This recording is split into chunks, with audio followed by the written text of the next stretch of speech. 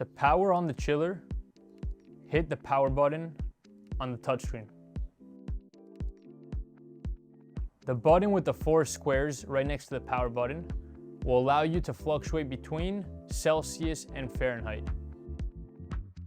To set your desired temperature, hold down the S button on the chiller's touchscreen until the temperature starts flashing.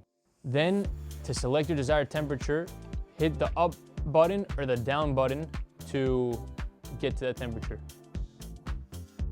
To lock the touchscreen on the chiller, hold down the up and down arrows.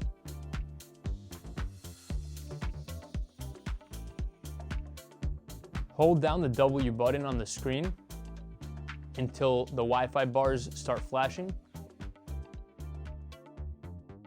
Now your chiller will be ready to pair with your phone.